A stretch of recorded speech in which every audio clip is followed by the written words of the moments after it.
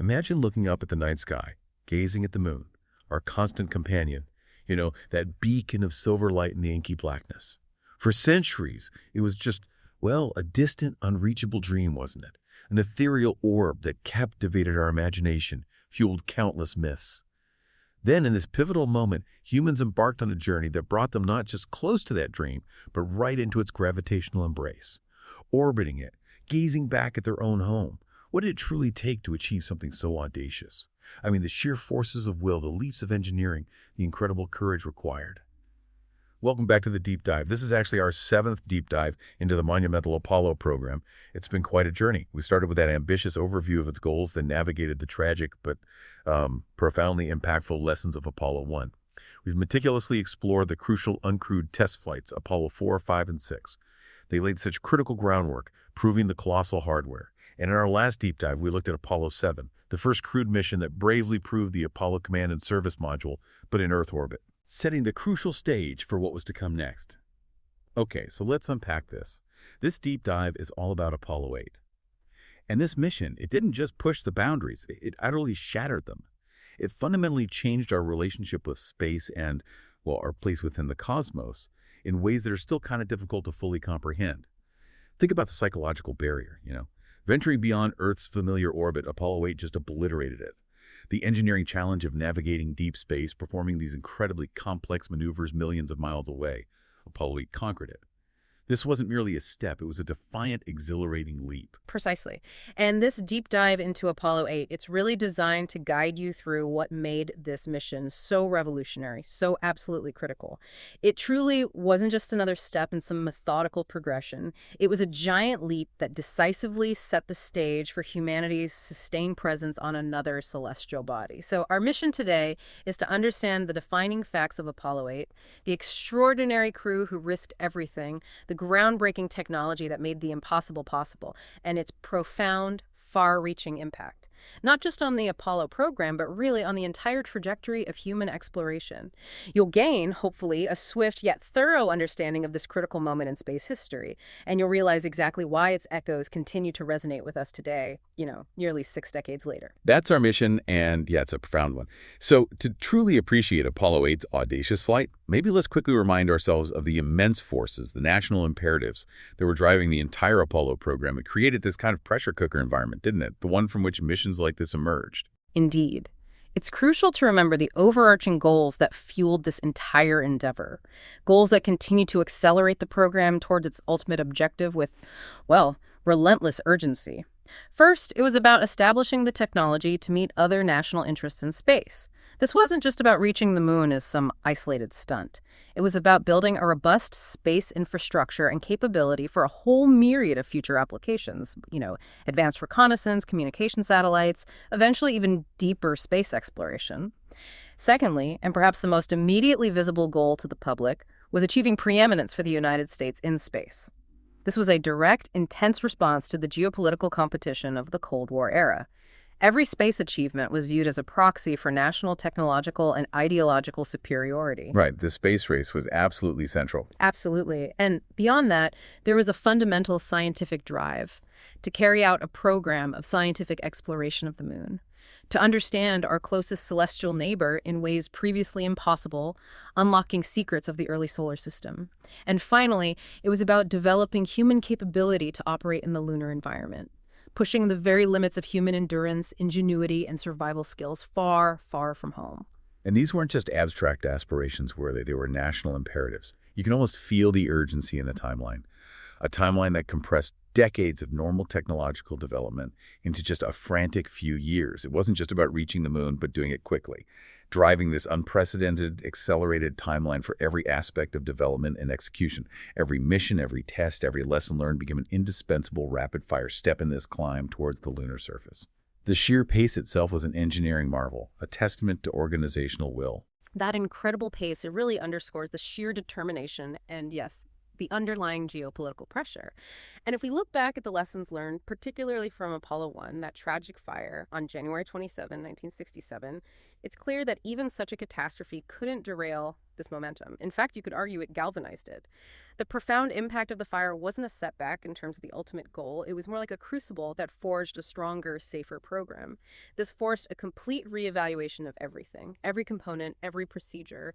It led to rigorous design changes in the spacecraft, things like replacing the pure oxygen atmosphere with a more fire-resistant nitrogen-oxygen mix during ground tests, and implementing far more stringent safety protocols. These became absolutely fundamental to all subsequent crewed flights. It made the program more resilient, more meticulous, and ultimately more successful, albeit at a terrible, terrible cost. Yeah, a cost that was never forgotten. From that tragedy, though, we saw this methodical rebuilding, a painstaking attention to detail that transformed the program. And then came the uncrewed missions. Quietly, powerfully proving the hardware, demonstrating that NASA had learned its lessons and applied them rigorously. Apollo 4, for instance, that was the first all-up test in the gargantuan three-stage Saturn V rocket. This wasn't just any rocket, it was the essential engine for lunar voyages, the only vehicle capable of escaping Earth's immense gravity with a crew and spacecraft bound for the moon. Its successful test demonstrated its immense power and reliability. It was like flexing its muscles in a way that left no doubt about its capability. And that success was completely non-negotiable. Without a proven Saturn V, the lunar dream just remained a dream. Following Apollo 4, you had Apollo 5. That provided the vital first test flight of the lunar module, the LM. Now, the LM wouldn't fly on Apollo 8, but verifying its propulsion and staging in space was absolutely critical for future moon landings. This test proved that the component designed to take humans to the lunar surface and back from it actually worked as intended, even if it meant a delay in its full integration with the CSM. Right. Getting the lander ready was its own huge challenge. Then Apollo 6 came along, described as the final qualification of the Saturn V launch vehicle and Apollo spacecraft for crewed Apollo missions. This was a definitive statement, a final stamp of approval, confirming that the colossal systems were ready for human occupants on a journey to the moon, even though it encountered some unexpected issues, like pogo oscillations and some engine problems. Which were terrifying themselves. Absolutely. But these were meticulously analyzed and resolved. Without these uncrewed successes, no one at NASA would have dared put a crew on a Saturn V aimed at the moon. The data gathered from these missions gave engineers, and I imagine the astronauts too, the confidence they desperately needed. And this brings us right up to Apollo 7, which we talked about on our last deep dive. That crucial first crewed flight after the Apollo 1 fire. That 10-day mission in Earth orbit successfully tested the command module, the CM, and the service module, the SM together, the CSM.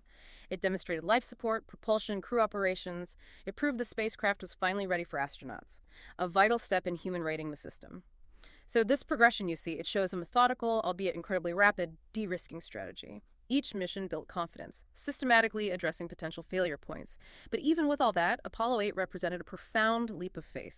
It was based on these foundational steps, yes, but it took all that proven technology and pushed it to the absolute terrifying limit of human and machine endurance. The very idea of sending humans that far, that soon. It was a calculated gamble of, well, astronomical proportions. Right. Here's where it gets really interesting, where the story takes this incredibly dramatic turn.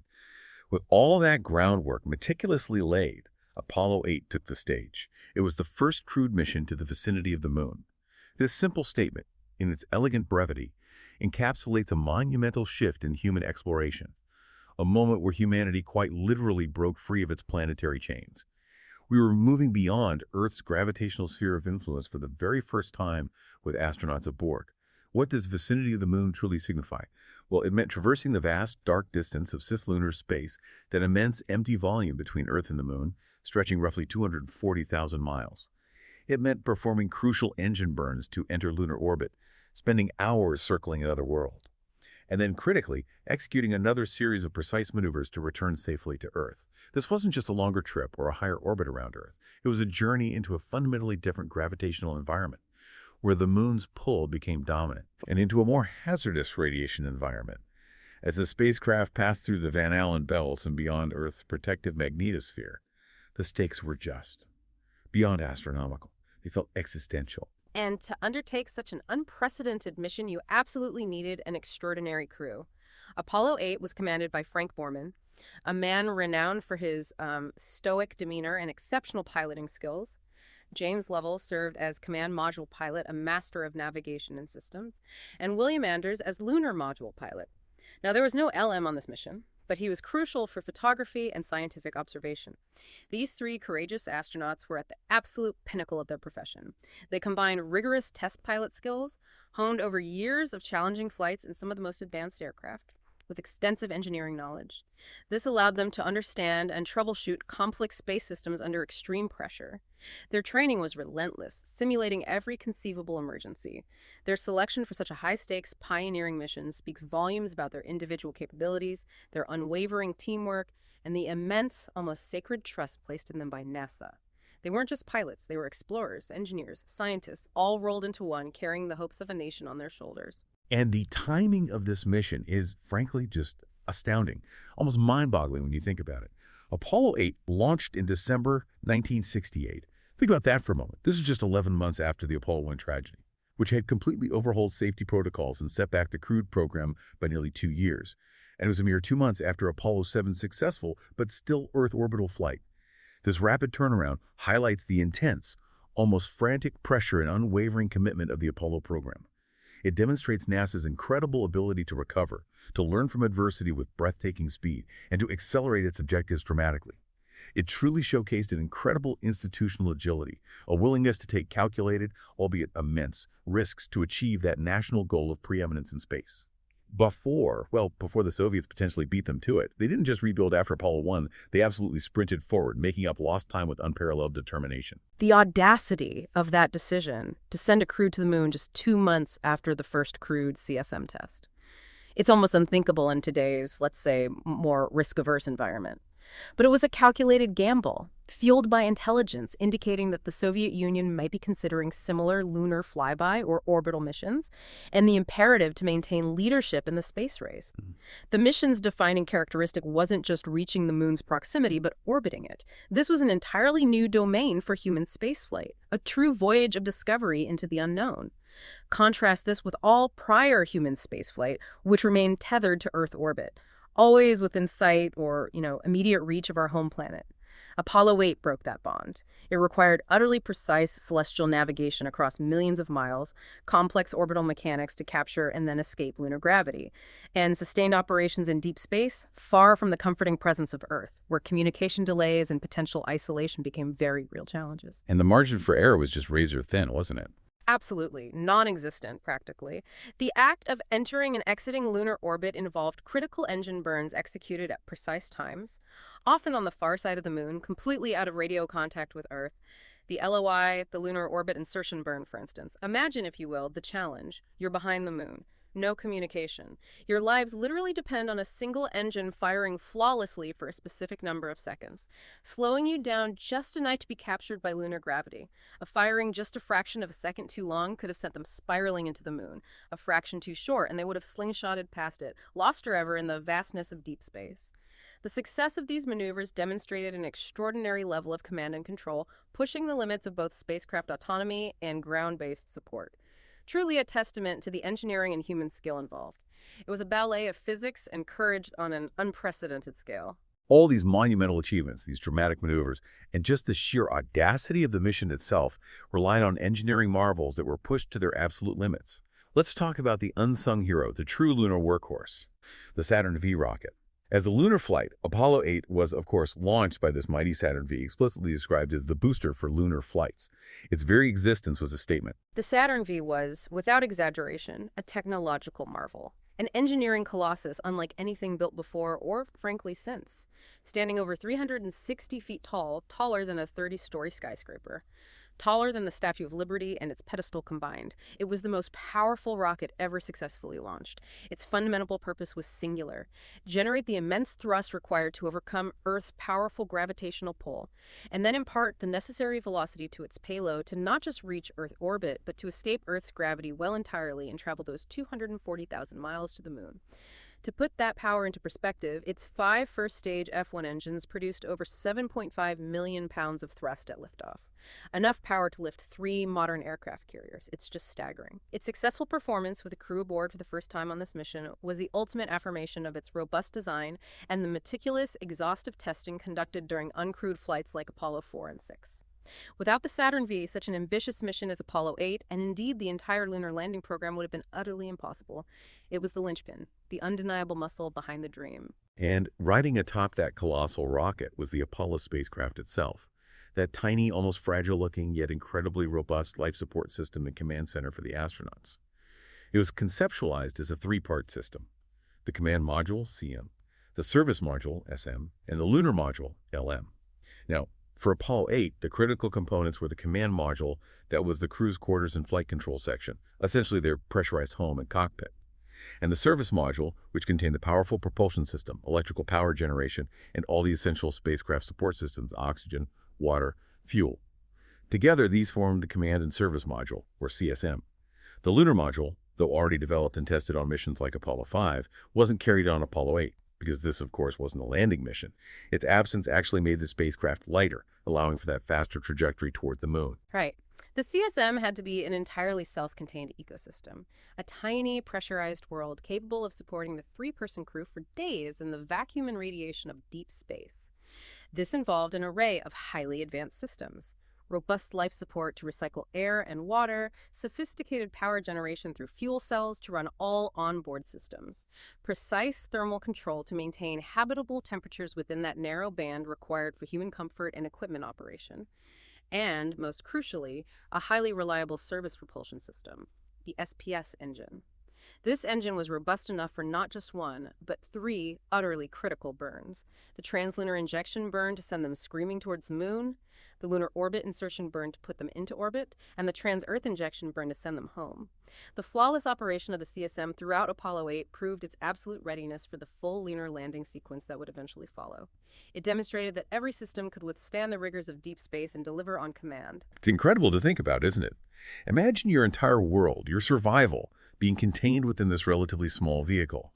This pressurized capsule hurtling through the void at thousands of miles per hour, with Earth shrinking from a majestic blue marble to a distant pale blue dot. Every single system, from the tiny pumps in the life support to that massive SPS engine, had to work flawlessly. Not just once, but repeatedly, under conditions never before experienced by humans for such an extended period. The sheer ingenuity packed into that spacecraft, the redundancy, the meticulous testing, and the trust placed in its design is truly breathtaking. It's a testament to what focused human effort can achieve when pushing the absolute boundaries of technology.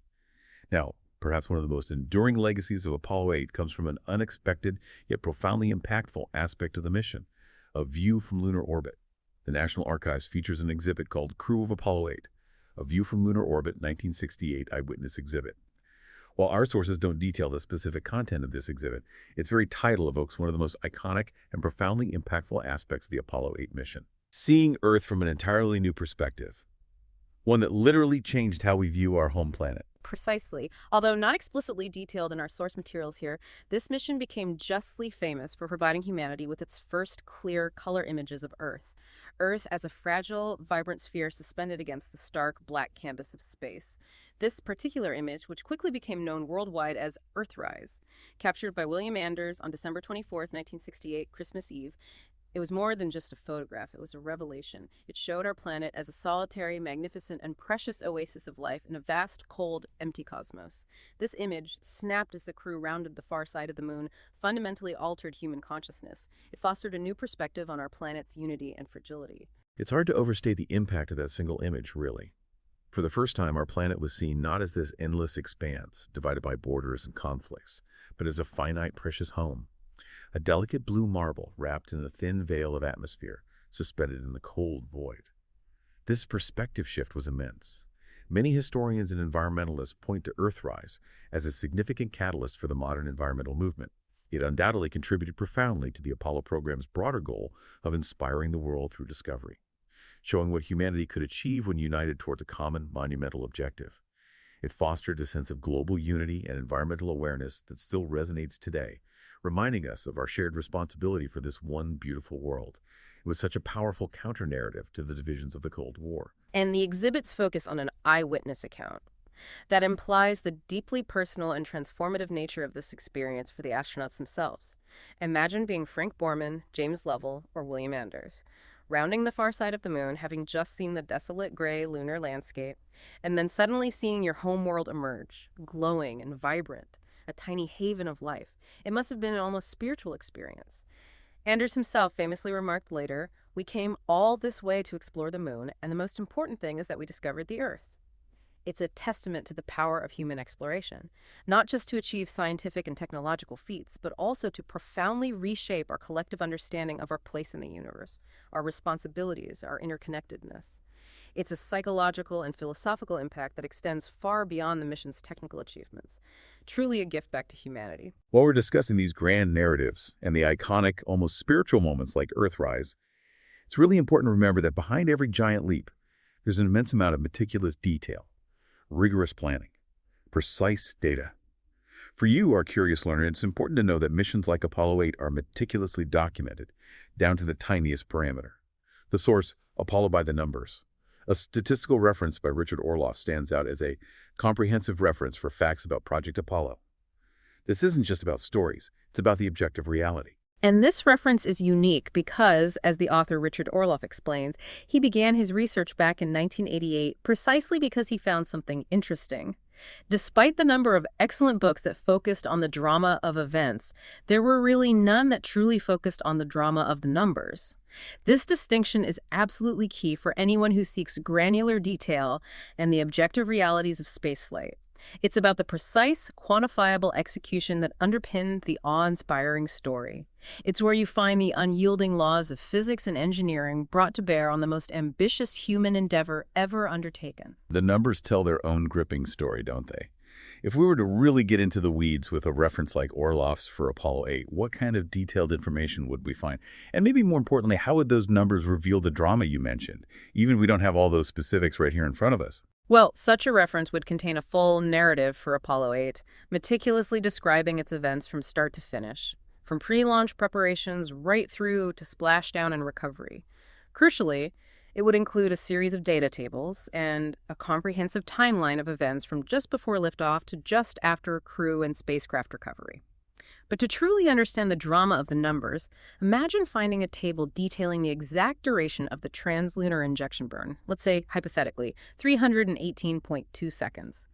You'd then learn that this burn had to be precisely managed within a tolerance of, perhaps, plus or minus 1/10 of a second. An error of just 1 second could have meant missing the moon entirely, or worse, impacting it. That's the drama, the knife-edge precision required. Wow. That's a chilling calculation. The precision required is just staggering to think about. Yeah, indeed. You'd find data on spacecraft velocities at various points, maybe reaching over 24,000 miles per hour as it left Earth's orbit. The fastest humans had ever traveled up to that point. You'd see the precise orbital parameters achieved around the moon, how the spacecraft's path varied slightly due to, say, lunar mascons' mass concentrations under the surface, and the real-time adjustments made by navigation. It would track mission elapsed times for every key event, from engine ignition to course corrections to the moment they emerged from behind the moon on each orbit, anxiously awaited by mission control, and provide comprehensive logs of crew activity, detailing their sleep cycles, meals, and crucial observational tasks like scouting potential landing sites. The more than 50 tables mentioned in the book would allow for direct comparison of Apollo 8 data with other missions, providing a rich statistical understanding of how each mission built upon the last, how efficiencies were gained, where the limits were tested. This level of detail is invaluable for researchers, students, enthusiasts, anyone wanting to truly deep dive into every operational aspect, into a mission that pushed technological and human limits. It's where you find the precise execution behind the grand narrative, the silent numbers that spoke volumes about success or catastrophic failure. That's the real nitty-gritty, isn't it? The objective reality behind the grand headlines and those iconic images. And it's not just statistical references. Other NASA History Series publications like the Apollo spacecraft, A Chronology and Chariots for Apollo, A History of Manned Lunar Spacecraft, also exist. They provide extensive historical context and detailed development timelines for the Apollo program's hardware and missions. These are massive undertakings in themselves, documenting everything. Absolutely. These resources are the bedrock for understanding the engineering decisions, the programmatic challenges, the scientific rationale, and the human endeavors that went into each Apollo mission, including Apollo 8. They provide the why and the how of the journey, allowing us to trace the evolution of the technology and the strategic thinking from initial concept right through to the final triumphant splashdown. For anyone truly wanting to understand the full scope, from the smallest bolt to the highest level policy decision, these detailed historical records are indispensable. They reveal the countless hours of design, fabrication, testing, and retesting that underpinned every single second of a mission like Apollo 8. So ultimately, what was the lasting impact of Apollo 8? Beyond the immediate thrills and the breathtaking images, it was a powerful declaration of capability, wasn't it? A fulfillment of one of Apollo's core objectives, achieving preeminence in space for the United States. This is a global statement. Absolutely. By being the first nation to send humans to orbit the moon, the United States made an undeniable statement in the ongoing space race. This was not merely a symbolic victory, it was a clear demonstration of advanced rocketry, sophisticated spacecraft design, and unparalleled human operational capacity. It proved that the ambitious goal set by President Kennedy at the beginning of the decade was not only achievable, but was rapidly approaching. This achievement significantly influenced geopolitical perceptions of technological leadership, proving that American ingenuity and resolve were, at that moment, second to none. It was a monumental morale boost, both domestically, within the U.S., and internationally, injecting a powerful sense of pride and confidence into a nation grappling with social unrest and a divisive war. The world watched, captivated, as America reached for the moon. And beyond the geopolitical statements, the mission directly contributed to establishing the technology to meet other national interests in space. It wasn't just about showing off, it was about building the future, laying down foundational capabilities that would serve far beyond a single lunar mission. Exactly right. Every system, every procedure, every piece of data gathered from Apollo 8's journey to the moon and back provided invaluable, hands-on experience. This included critical advancements in deep space communication, enabling real-time voice and telemetry transmission over those vast distances. Precise celestial navigation, a capability essential for any journey beyond Earth orbit, using stars and landmarks on the lunar surface rather than relying solely on ground-based radar. Improved understanding of radiation environments and the development of better shielding for long-duration missions. And robust long-duration life support systems that could sustain astronauts for days, even weeks, in deep space, far from any possibility of resupply. These foundational technologies would prove critical not just for subsequent Apollo lunar landing missions, but for all future human deep space exploration efforts. For missions to Mars, to asteroids, potentially even further into the solar system. Apollo 8 truly laid the groundwork for journeys far beyond our celestial neighbor. It unlocked an entirely new realm of possibilities for what humanity could achieve off-world. Think of this as the ultimate proof of concept, demonstrating that interplanetary travel was no longer science fiction, but an achievable reality. So what does this all mean when we boil it down? Apollo 8 launched in December 1968 with astronauts Frank Borman, James Lovell, and William Anders. It was more than just a mission. It was a profound testament to human ingenuity and courage, a pivotal moment in our history. It was the first time humans truly ventured into the vicinity of the moon, leaving Earth's gravitational embrace, orbiting another celestial body, and returning home safely, charting an entirely new course for exploration. It transformed the goals of the Apollo program from an earthbound ambition to a tangible lunar reality, proving that the moon was not just a destination, but an achievable milestone. It means Apollo 8 bridged the gap between our early space efforts and the full realization of the lunar landing dream, and in doing so, offered a profound new perspective on our planet and on ourselves. And that new perspective is perhaps its most lasting legacy, isn't it? A gift to all humanity. Apollo 8 gave us our first clear, distant view of Earth, revealing our home as that solitary blue marble, vibrant and alive, suspended in a vast, dark cosmos. This iconic image, Earthrise, it not only propelled us forward in space, but also profoundly impacted our perception of ourselves and our planet, fostering a new awareness of our shared home's fragility and unity. As we look towards future deep space missions, maybe to Mars, maybe beyond, what new Earthrises await? And how might those distant perspectives continue to shape our understanding of unity, fragility, and our shared destiny as inhabitants of this one extraordinary planet? What new insights will we gain by looking back at ourselves from even greater distances?